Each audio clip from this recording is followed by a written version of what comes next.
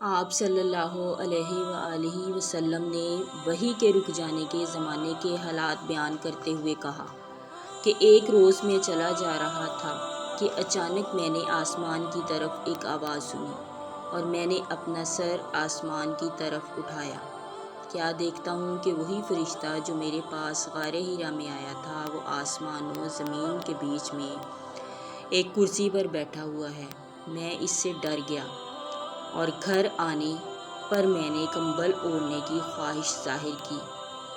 اس وقت اللہ پاک کی طرف سے یہ آیات نازل ہوئیں: اے لحاف اوڑھ کر لیٹنے والے، اٹھ کھڑا ہو اور لوگوں کو عذاب الہی سے ڈرا، اور اپنے رب کی بڑائی بیان کر اور اپنے کپڑوں کو پاک صاف رکھ اور گندگی سے دور رہ۔